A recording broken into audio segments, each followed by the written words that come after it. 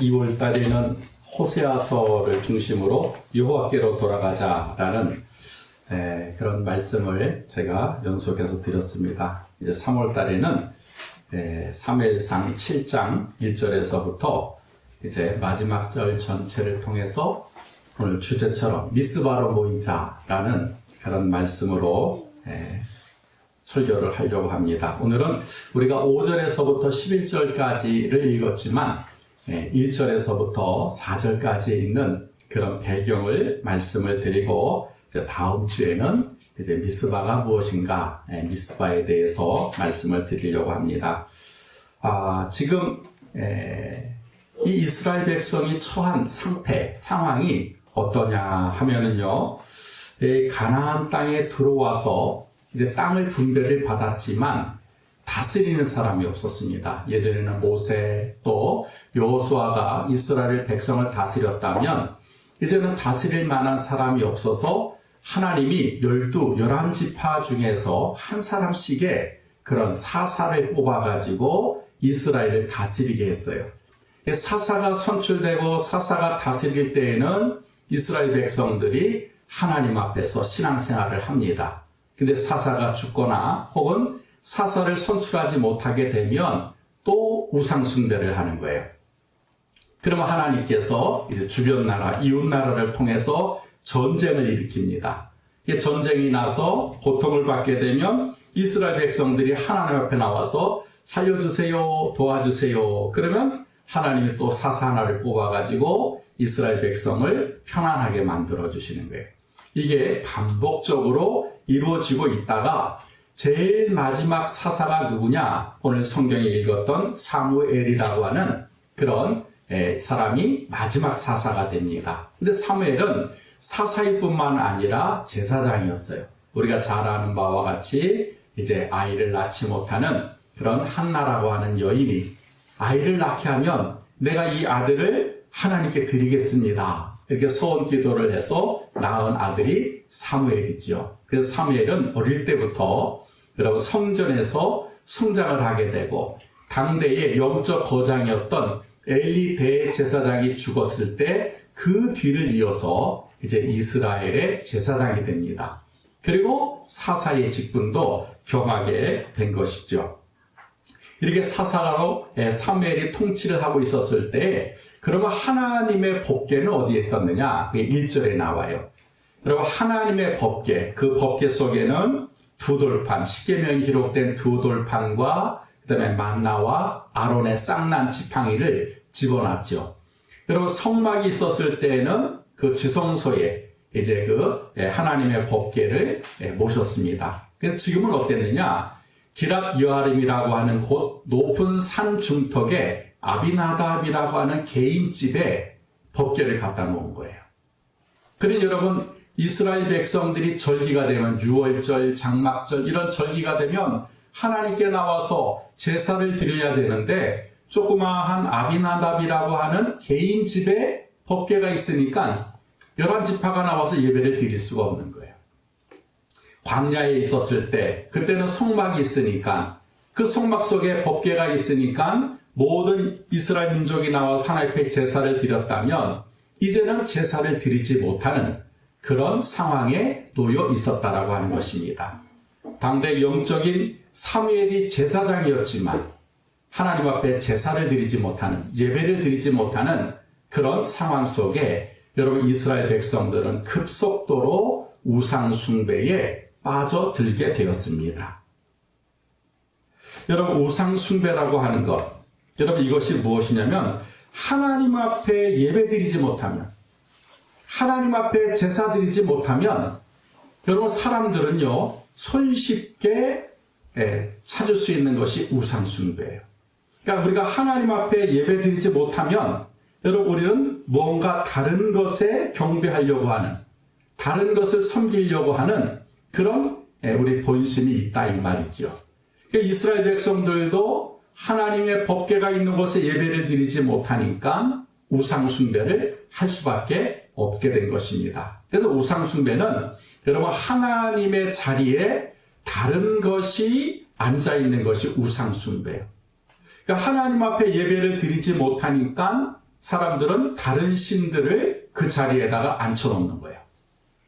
그러면 꼭 다른 신들만이 우상이냐? 그렇지 않지요. 이런 물질이라든지 권력이라든지 또 잘못된 사상이라든지 혹은 삐뚤어진 그런 생각들이 바로 우상 숭배입니다. 예를 들면 이 물질이라고 하는 것, 여러분 물질은 절대로 나쁜 것이 아닙니다. 여러분 우리가 물질을 우리가 소유하고 사용하는 방법이 성경적이고 하나님이 원하시는 대로 사용된다면 그거는 축복이에요. 그런데 이 물질이 하나님이 개입을 하지 않고 자기의 유익이나 또 자기의 탐욕을 채우기 위해서 이런 물질을 우리가 소유하게 된다면 그거는 악한 도구가 됩니다. 왜냐하면 그 물질을 가지고 다른 사람을 지배하고 또 다른 사람 것을 빼앗고 온갖 범죄에 사용하기 때문에 그렇죠. 그래서 이 어떤 도구, 그러니까 하나님의 선한 도구가 되면 이거는 아무 문제가 없는데 그것이 악한 도구로 될 때 그게 우상이 된다는 거예요. 그리고 이 악한 도구가 우리에게 우상이 되게 되면 그러면은요, 여러분 그 결과는 끔찍하게 우리의 삶을 파괴한다라고 하는 것입니다. 저런 우상 숭배는 급속도로 이스라엘 백성을 여러분 타락시켰습니다. 한번 여러분 생각해 보십시오. 하나님이 없는 세상 얼마나 짜릿하고 얼마나 여러분 그런 쾌락이 크겠습니까? 우리는 경험을 못 해봐서 그렇지 하나님이 없는 세상을 사는 사람은 그렇게 좋을 수밖에 없대요. 왜요? 자유가 있다는 거예요. 자유. 근데 이 자유는요, 여러분 올바른 자유가 아니라 왜곡된 자유예요. 하나님이 주시는 자유는 질서의 자유입니다. 근데 하나님이 제외된, 하나님이 없는 자유는 무질서의 자유예요. 여러분, 그러니까 사람들이 자기 마음대로 하지 않아요? 범죄자를 보십시오. 사람을 자기 마음대로 죽이는 거예요. 남의 것을 마음대로 이걸 자유라고 얘기하는 거예요. 자유. 그리고 사람의 것을 취하고도요, 못된 범죄를 저질러고도요, 돈만 있으면, 권력만 있으면, 그럼 죄가 안 되는 거예요. 또 사람을 죽여도 문제가 안 되는 거예요. 지금 미얀마 같은 데도 보십시오. 군부 독재가. 여러분 총으로 사람을 쏴 죽이지 않아요? 근데 그들은 아무렇지도 않는다. 제재를 받지를 않아요. 그게 여러분 바로 하나님이 없는 그런 왜곡된 무질서의 자유를 누리는 사람들이니 여러분 그 사람들이 그거를 얼마나 재미있게 생각하겠느냐 하는 거예요. 우리는 범죄지만 그들의 입장에서 볼 때는요, 범죄가 아니죠. 자유라는 거예요. 여러분 그래서 사람들은 지금도 하나님이 간섭하고 하나님이 개입하는 세상이 아니라 하나님이 없는 세상을 추구하는 것입니다. 그게 우상 숭배라는 거예요. 다른 게 우상 숭배가 아니라. 여러분 그래서 자기가 무엇을 원하는, 자기가 원하는 삶을 살려고 하는 것, 그것이 바로 여러분 우상 숭배의 한 부류라고 하는 것입니다. 그래서 사람들은요, 이 하나님이 없는 세상을 원하는 거예요. 그래서 하나님이 없는 그런 세상을 만들기 위해서 우상 숭배에 여러분 빠져들게 되는 것입니다. 그런데 우상 숭배는 여러분 하나님이 가장 미워하는 것이죠. 또 심각한 죄라고 성경은 기록하고 있습니다. 여러분 사람들이 그냥 재미로 점을 치고 구슬하고 운세를 본다고 하지만 그렇지 않아요. 그 일종의 종교행위 그리고 우상 숭배입니다. 출애굽기를 보니까 나 외에 다른 신을 섬기지 말고 우상을 만들지 말라고 경고를 하셨어요. 여러분 그래서 우상은 멀리 별것 아닌 것 같아도 여러분 철저할 정도로 우상 숭배를 배격해야 됩니다. 그래야 하나님이 기뻐하시는 거예요. 그런데 지금 하나님이 계셔야 될 자리가 성전도 아니고 성막도 아니고 아비나답이라고 하는 개인의 집이었어요. 그러니 여러분 이게 뭔가 예배가 되겠냐 이 말이에요. 뭔가 제사가 되겠냐 이 말이죠. 여러분 그러니까요. 여러분 이스라엘 사람들은 하나님이 없는 그런 삶을 살 수밖에 없었던 거예요. 그러니까 우상 숭배에 깊이 빠져 있게 된 것이죠. 그런데 여러분 2절을 보니까 여러분 하나님 말씀이 참 재밌게 기록이 되어 있어요. 2절에 뭐라고 여러분 기록하고 있냐면 괴가 하나님의 법궤가 기럇 여아림에 들어간 날부터 20년 동안을 오래 있은지라 이스라엘 온 집이 여호와를 사모하니라 그래요. 우상 숭배에 빠져 있는 이스라엘 온 족속이 뭐요? 여호와를 사모하니라. 그러면 그 당시에도 이스라엘 사람들은 우상 숭배도 하고 하나님도 믿었는가? 이렇게 생각할 수 있어요. 근데 원어로 보면 그렇지 않아요. 이게 이제 우리가 번역상의 문제가 되는데, 원어를 보게 되면 하나님을 사모하니라 하는 뜻이 하나님 앞에 몹시 슬퍼했다, 신음했다, 그리고 울부짖었다라고 원어는 기록이 되어 있어요. 그리고 NIV라고 하는 영어 성경을 보게 되면 뭐라고 기록하냐면 슬퍼하며 울고 하나님을 찾았다, 이렇게 번역을 해놨어요. 그게 무슨 뜻이냐? 여러분, 우상 숭배를 하게 되면 하나님이 가만히 내버려 두질 않지요. 블레셋이라고 하는 가장 강력한 그런 민족이 이제 이스라엘을 침략을 한 거예요. 그리고는요, 20년 동안, 오늘 성경에 보니까 20년 동안 이스라엘 백성의 것을 다 빼앗은 거예요. 그러니 여러분, 20년 동안 얼마나 고통스럽고 얼마나 힘이 들었겠습니까? 그러니까 이스라엘 백성들도 처음에는 하나님이 없으니까 우상 숭배하기가 좋았는데, 이제 블레셋으로 인하여서 이렇게 고난을 당하다 보니까는 뭐예요? 고통스러운 거예요. 그래서 다시 하나님 앞에 나와서 울면서 하나님, 우리를 좀 도와주세요. 하나님, 우리를 좀 구해주세요. 그게 사모했다라는 그런 단어로 함축되어져 있는 것입니다. 여러분, 우리가 반드시 알아야 될 것이 하나가 있는데, 그것이 뭐냐면 하나님을 떠나고 우상을 숭배하면 아무 문제가 없을 것 같지만 절대로 그렇지 않더라는 거예요. 그게 사사기를 통해서도 말씀하고 있고 오늘 본문을 통해서도 우리에게 말씀하고 있는 거예요. 하나님을 떠나서 우상 숭배를 하면 처음에는 잘 되는 것 같아요. 근데 그렇지 않아요. 하나님이 또 주변 국가를 통해서 전쟁을 일으키게 하고 있던 것을 빼앗기게 하고, 그리고 고통과 또 힘이 든 그런 인생으로 우리를 몰아넣는다는 거예요. 그래서 이러한 때에 그것을 깨달으면 즉시로 하나님께로 나와야 돼요. 그러면 여러분 살 길이 생깁니다. 그래서 우리의 삶 속에 어려움과 환난과 고난과 시험이 왔을 때 그때 내 신앙을 한번 점검해 보면 돼요. 내가 하나님 앞에 바로 서 있는가, 아니면 내가 하나님을 떠났는가를 우리가 살펴보면 됩니다. 어거스틴이라고 하는 중세시대의 아주 유명한 신학자가 그 제자들에게 질문을 받았습니다. 선생님, 하나님의 은혜는 뭡니까? 그리고 선생님, 도대체 죄라고 하는 것은 무엇입니까? 한마디로 정의를 해 주십시오. 이렇게 제자들이 물어보니까 어거스틴이 대답을 합니다. 우리가 하나님께로 한 걸음 더 가까이 나가는 것은 은혜다. 우리가 하나님께로 가까이 가면 갈수록 우리는 하나님의 은혜를 받게 된다. 그런데 우리가 하나님에게서 한 발자국 뒤로 물러나면 그게 죄다.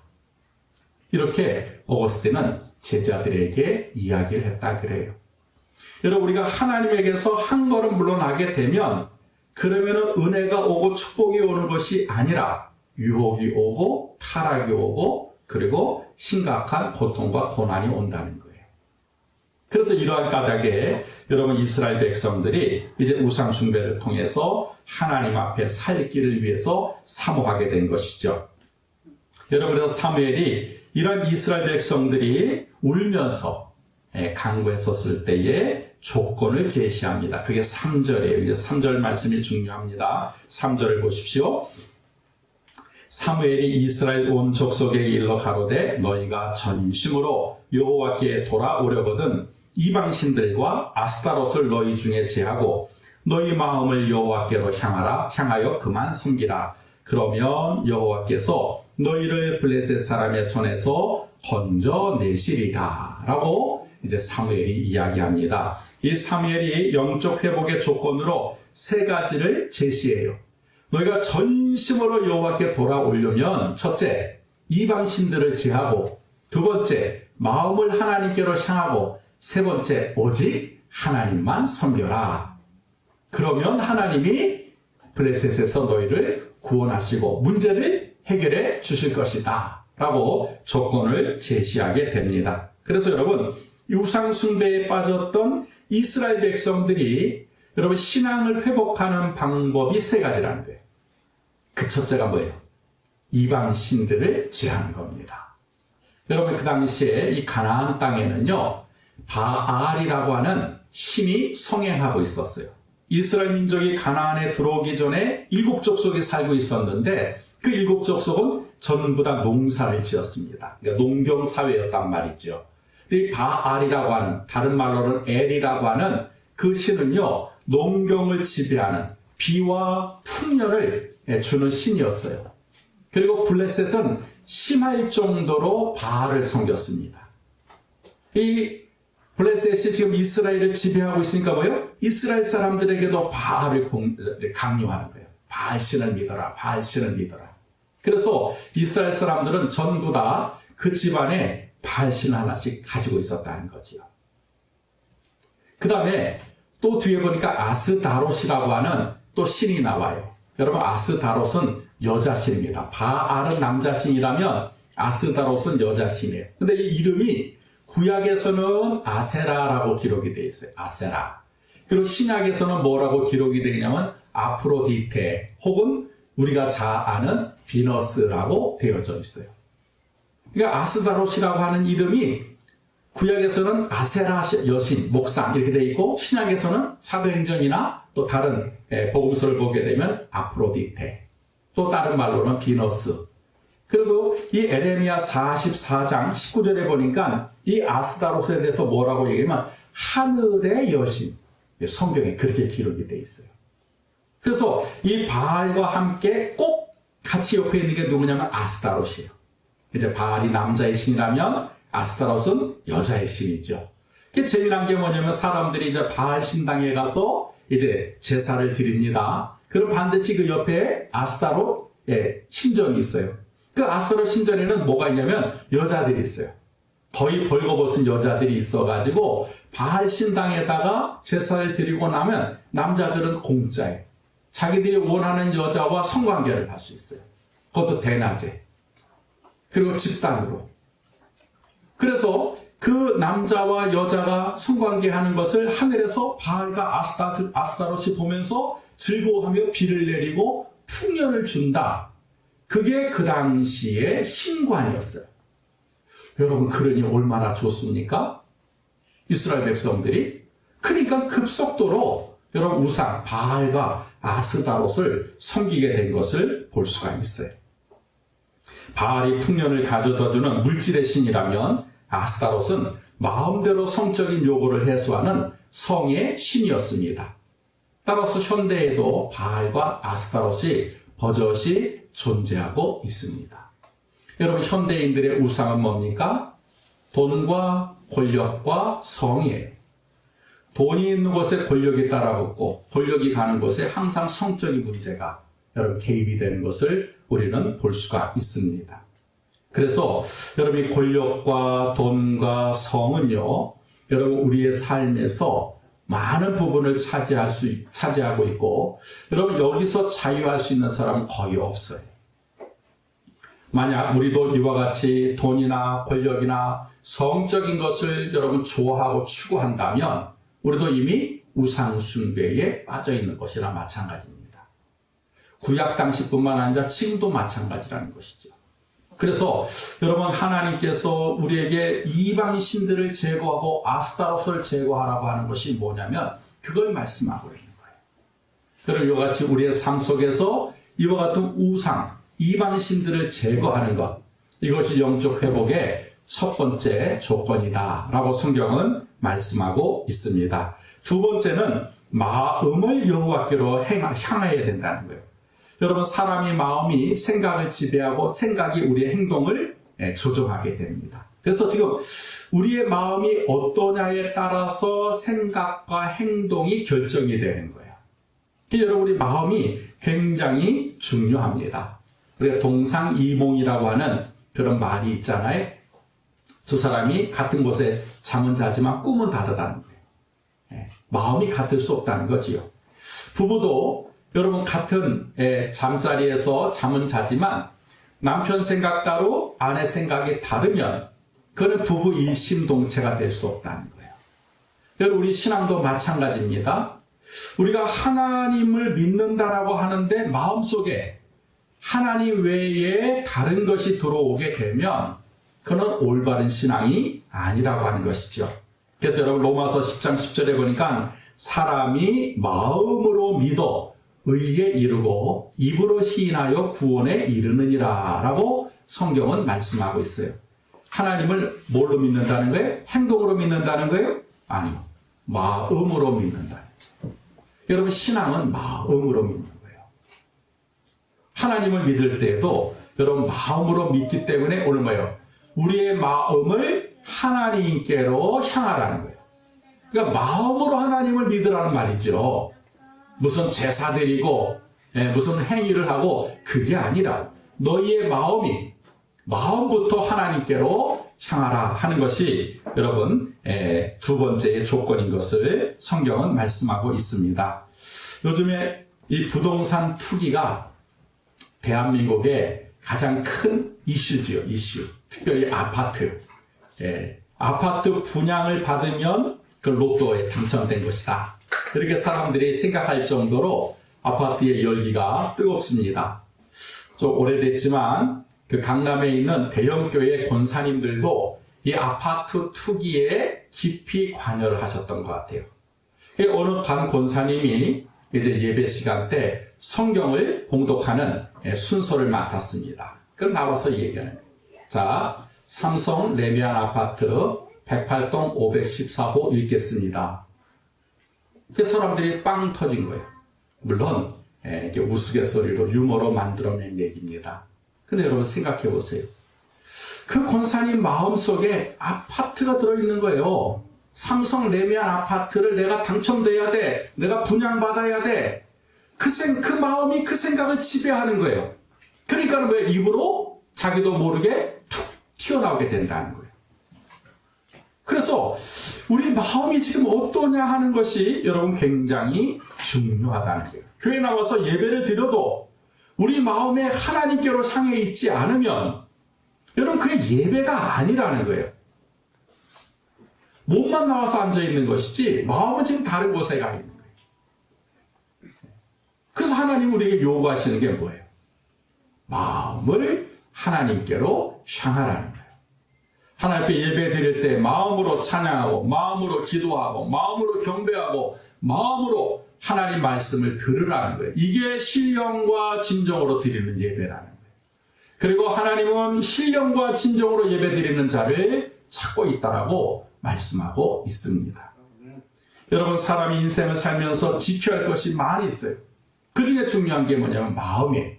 여러분 잠언 4장 23절에 보니까 무릇 지킬 만한 것보다 마음을 지키라. 이에서 생명의 근원이 나느니라 라고 성경은 기록했습니다. 마음을 지키는 것이 생명을 지키라는 것. 마음에서 하나님이 사라지면 다른 어떤 것으로도 채워지지 않습니다. 그래서 여러분 성도들은 생명을 걸고 마음에 하나님으로 채워 넣어야 돼요.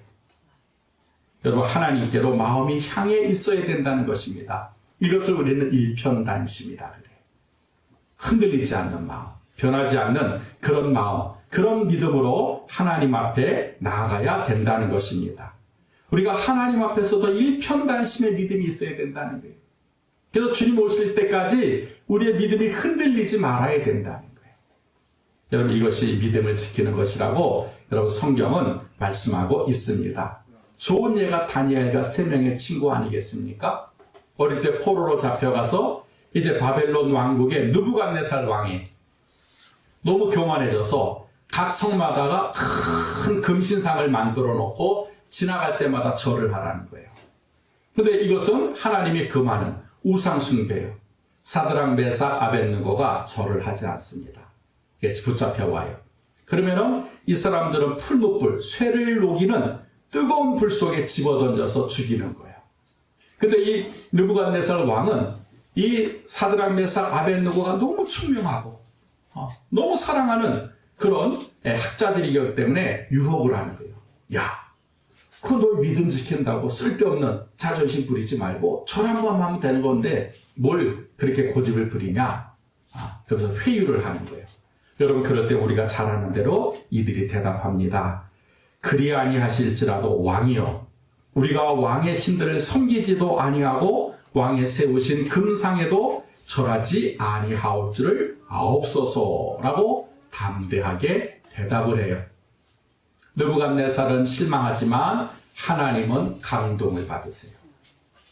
결국 이 세 사람은 일곱 배나 더 뜨거운 풀물을 던졌지만 성경을 보니까 머리카락 하나도 상하지 않고 다시 나왔다. 성경은 기록하고 있습니다. 하나님께 마음을 향하는 믿음이 있었기 때문에 그들은 고백할 수 있었고, 그 믿음에 하나님은 감동하셔서 그들을 불길에서 구원해 주셨다라고 하는 것입니다. 그래서 우리에게도 이런 믿음이 있어야 돼요. 마음을 하나님께로 향하는 그런 믿음. 이것이 영적 회복의 두 번째 조건입니다. 마지막 세 번째는 뭐라 했어요? 오직 하나님만 섬겨야 된다는 거예요. 하나님만 섬긴다는 게 하나님께만 예배하고 하나님께만 봉사한다. 이것이 하나님을 섬긴다라고 하는 그런 말씀입니다. 이 오늘을 사는 그리스도인들이 세상을 살아간다는 것이 참 힘이 든 시대예요. 여러분, 불법이 성행하고 거짓과 속임수가 보통이 된 사회 속에서 우리가 믿음을 지키고 살아간다라고 하는 것은 기적입니다. 정말 기적이에요. 여러분, 술을 마시지 않으면 여러분 관계가 형성이 안 돼요. 지금의 사회에서는. 뇌물을 주고 눈을 감지 않으면 사업이 안 된다는 거예요. 정직하거나 성실해서는 절대로 이 사회에서는 성공할 수가 없다라고 합니다. 그러니 그리스도인들이 설 자리가 없어요. 여러분, 많은 대형교회에서 이제 젊은이들이 없다는 거예요. 왜냐하면 현실과 신앙 사이의 괴리가 너무 큰 거예요. 젊은이만 그런가? 아니요. 많은 그리스도인들이 현실과 타협하면서 여러분 신앙생활하는 것이 오늘 현대인의 모습입니다. 그런데 교회에서는 강요만 해요. 믿음만 강요하는 거예요. 여러분, 믿음만 강조할 것이 아니라 세상을 이기는 믿음을 가지라고 가르쳐야 돼요. 그리고 불신자들이랑 결혼하지 마, 불신자들이랑 사귀지 마, 그것만 요구해요. 여러분, 그럴 것이 아니라 과감하게 불신자들을 사귀어서 그들의 삶을 그리스도인의 삶으로 바꾸라고 방법을 제시해 줘야 돼요. 그 두 마리 토끼, 이 신앙과 현실을 다 취할 수 있는 지혜가 필요합니다. 제가 이번 주에 읽었던 책 중에 하나가 하늘이 땅을 침노할 때라는 책이에요. 제목이 무시무시하죠? 빌 존슨이라고 하는 목사님인데, 그 교회가 미국의 베데이 교회인데요. 여러분, 현대판 초대교회라고 하는, 초대교회에 막 역사가 일어나는 그런 교회를 담임하고 있는 그 목사님의 책 중에서 뭘 말하냐면, 그리스도인은 그 믿음을 교회에서만 드러내는 것이 아니라 세상 속에서도 드러나야 됩니다. 그래서 믿음의 사람들은 세상으로 나가야 됩니다. 세상 속으로 들어가야 됩니다. 그리고 거기서 빛과 소금의 사명을 감당해서 하나님의 영향력을 드러내야 됩니다. 이걸 강조하는 거예요. 그래서 교회만 머물지 말고 세상으로 나가라는 거예요. 세상으로 들어가라는 거예요. 그게 하늘이 땅을 침노하는 것이라고 여러분 주장했습니다. 그러면서 거기서 핵심적인 말이 있어요. 그 마음에 우리가 세상 속으로 들어갈 때 그냥 들어가는 것이 아니라, 무방비로 들어가는 것이 아니라 철저할 정도로 하나님 중심의 신앙을 가지고 흔들리지 않는 믿음, 확고한 믿음을 가지고 들어가라는 거예요. 그러면 그들을 변화시킬 수 있다는 거예요. 근데 우리는 지금 그만한 믿음이 없으니까 방황하고 있고 갈등하고 있다는 거예요. 여러분, 우리가 세상을 이기는 믿음이 되어야 우리가 세상을 변화시킬 수 있지 않겠습니까? 그게 하나님만 섬기는 신앙이 되어야 돼요. 이것도 섬기고 저것도 섬기고 어중간한 그런 양다리 신앙이 아니라 하나님만 섬기는 그 확고한 믿음을 가질 때에 하늘이 땅을 침노할 수 있다. 여러분, 그분은 그렇게 이야기했습니다. 여러분, 그래서 우리는 세상을 감당할 수 있어야 되고 세상을 이길 수 있어야 됩니다. 그래서 여러분, 여호수아가 이 이스라엘 백성에게 마지막에 던진 말이 있어요. 여호수아서 24장 14절에 보니까 그러므로 이제는 여호와를 경외하며 성실과 진정으로 그를 섬길 것이라. 너희의 열조가 강저편과 애굽에서 섬기던 신들을 제하여 버리고 여호와만 섬기라. 만일 여호와를 섬기는 것이 너희에게 좋지 않게 보이거든 너희 열조가 강저편에서 섬기던 신이든 혹은 너희의 거하는 땅 아모리 사람의 신이든 너희 섬길 자를 오늘날 택하라. 오직 나와 내 집은 여호와를 섬기겠노라. 여러분, 위대한 신앙 고백이고 믿음의 선언입니다. 사랑하는 성도 여러분, 믿음이 여기 있습니다. 오직 나와 내 집은 여호와만 섬기겠노라. 이게 자기 자녀들에게 여호수아가 얘기한 것이 아니에요. 이스라엘 백성들을 모아놓고 그 앞에서 담대하게 나와 내 집은 여호와만 섬기겠다라고 선언한 것입니다. 이것이 여호수아의 위대함이고 여호수아의 굳건한 믿음이었다는 거예요. 여러분, 영적 회복은 반드시 우리가 이방신들을 제해버리고 마음을 하나님께로 향하고 하나님만 섬길 때 온전한 영적 회복이 이루어진다는 것입니다. 그러면 이 영적 회복이 이루어지면 무슨 역사가 나타나냐? 오늘 성경에 보니까 하반절에 3절 하반절에 보니까 뭐라 했어요? 영적 회복이 이루어지니까 이스라엘을 괴롭혔던 블레셋이 떠나가게 되더라는 거예요. 그러니까 너희를 블레셋 사람의 손에서 건져내시리라 그랬어요. 지금 이스라엘 사람들에게 가장 고통스러운 문제가 블레셋의 창과 칼이었어요. 그런데 하나님 앞에 나와서 영적 회복이 일어나게 되면 하나님이 그거 싹 다 물려주시겠다는 거예요. 근데 우리는 이걸 반대로 생각해요. 하나님, 이거 문제 해결해주면 하나님 잘 믿을게요. 나 축복해주면 하나님 더 많은 걸 드릴게요. 우리 지금 거꾸로 신앙을 하고 있는 거예요. 근데 성경은 뭐예요? 영적 회복이 먼저라는 거예요.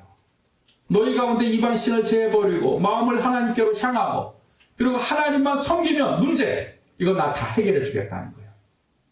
여러분, 그래서 우리에게 가장 시급한 것이 뭐냐면 단계예요. 영적 회복을 위해서 우리가 깨어 있어야 되고 그 문제를 위해서 우리가 기도를 해야 됩니다.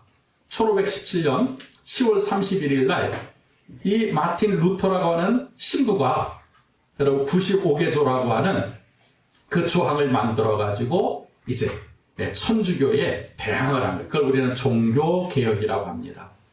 여러분, 종교개혁에 대한 여러분 구호가 여러 가지가 있지만 그 중에 한 가지 중요한 게 뭐냐면 본질로 돌아가자라는 구호예요. 그걸 라틴어로는 아드 폰테스라고 되어 있어요. 본질로 돌아가자. 그 얘기는 뭐냐면 하나님께로 돌아가는 게 본질이라는 거예요. 하나님께로 돌아가는 거. 우리 신앙의 본질의 회복은 뭡니까? 하나님께로 전심으로 돌아가는 거예요. 그 방법을 오늘 말씀하신 거예요. 여러분 속에서 그러니까 이방신들을 제거해야 돼요. 그리고 좀 내 마음이 무엇에 향해 있느냐를 여러분들이 점검하셔야 됩니다. 그리고 이제 신앙 고백을 하셔야 돼요. 나는 하나님만 섬기겠다. 여러분 고백할 때 여러분 그것이 본질로 돌아가는 하나님께로 돌아가는 첫발걸음이 된다라고 하는 것입니다. 지금 우리도 모르는 사이에 사순절이 진행이 되고 있습니다. 이제 다음 달 첫째 주가 부활절을 맞이하게 될 텐데 여러분 오늘 말씀을 이번 주 한 주 동안 저와 여러분이 묵상했으면 좋겠습니다. 영적 회복, 하나님 내 삶에서 내 신앙에서 온전한 영적 회복이 이루어지게 하여 주시옵소서. 이방신을 제하고 하나님을 내가 향하고 하나님만 섬기는 그런 믿음의 사람이 되게 하여 주옵소서.